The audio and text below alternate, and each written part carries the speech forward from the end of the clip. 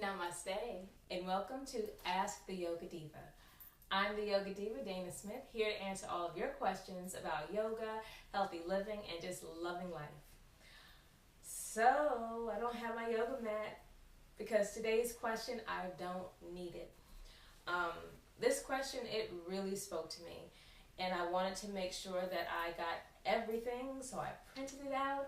I am not going to paraphrase, I'm not going to memorize.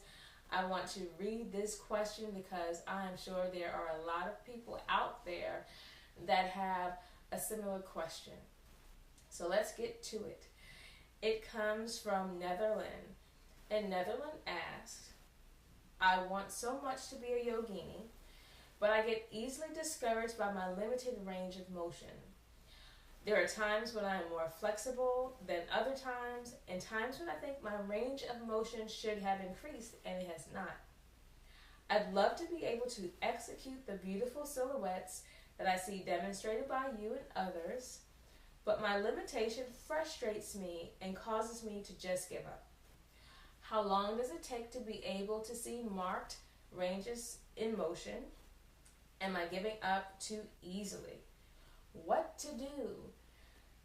Netherlands. There's so much to this question. It's not actually one question. There's a couple of questions actually hidden inside. So I'm going to address this kind of bit by bit to make sure I cover everything. The first thing that you ask about your flexibility. There's times where you're more flexible than other times. Guess what? It happens. As sure as the weather changes from day to day, our bodies change from day to day. So if you get on your mat and today you are able to touch your toes, say within 2 minutes, and then tomorrow it takes you 10 minutes, or you don't even get to 10 minutes, after 2 minutes you're frustrated and you give up, you're not giving your body enough time to adjust. So if it's cold, it's a little harder to stretch. If you had a rough day, it takes a little bit more time for your body to stretch. You have to really understand that today's practice may not be tomorrow's practice. Yesterday's practice may not be like today's practice. But what you do need to do is practice, practice, practice. And expect your body to be different. There's some times where I'm not able to touch my toes right away, and I've been doing yoga for over 10 years. But I know that whatever circumstances are around me, if I didn't sleep well, if I didn't eat well, if I didn't drink water, and drinking water is very important, then my body may take a little bit longer to get where I was before. But you gotta practice. Okay, so another part of your question, you state that you'd love to be able to execute the beautiful silhouettes that you see demonstrated by me and others. But your limitation frustrates you. Now, thank you for your compliment. I really appreciate it. But I want you to know that you are beautiful. You are beautiful. And when we're coming into yoga, we're coming with emotional stuff, with physical stuff. But yoga is the means to heal that stuff. So you are beautiful.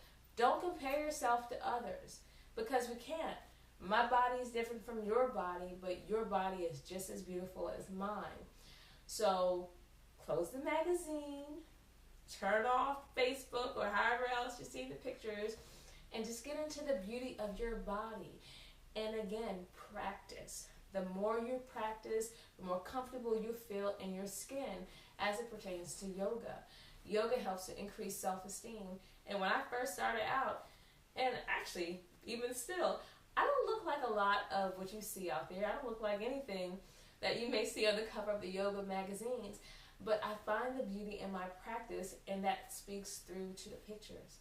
So you are beautiful. Your silhouette is just fine. Thank you for the compliment, but see the beauty in yourself. And the last part of your question, how long does it take to be able to see marked ranges in motion? Are you giving up too easily? Well, the answer to that is kind of complicated. It just depends. Again, knowing that the body changes and fluctuates every day, If you want to see changes in your ranges of motion, if you want to see increased flexibility, increased stamina, increased strength, you've got to practice every day. So, if there's a day where you have had a lot of stress, or you didn't eat properly or didn't drink enough water, know that practice is going to be a little bit more challenging. Whereas you can practice 10 minutes and get where you want to be, that practice may need 20 minutes. So you have to do it consistently every day, at least at a bare minimum of 15 minutes, 10 to 15 minutes, and we can all manage that. But ideally, you're practicing like 30 minutes a day. Identify some time in the morning or in the afternoon or evening that you're going to practice, and be consistent. If you practice in the morning, it takes the body a little time to warm up. So know that afternoon practice is good because you've been moving around a little bit. Evening practice is great because you can just decompress. But you have to practice. Keep a yoga journal. So identify some poses that you want to do and work on those poses, and just be happy about where you are in every step. Don't worry about it. Don't stress about it. Just enjoy the practice, and it will grow. I thank you for your question, Netherlands, because I think a lot of people may have similar questions, and I hope that this video has helped you. And if anyone out there wants to go further and ask more on this subject, I'll be happy to address it. So you know how to get me on Facebook, Yoga Diva, on Twitter, SE_yoga, and write in the comments box here on YouTube. If this video was helpful, if you think someone can benefit from it, please share it, tweet it, Facebook it. Let's get the word out there. It has been a pleasure answering questions. Keep them coming. I'm having fun. Happy New Year, and I'll see you soon. Namaste.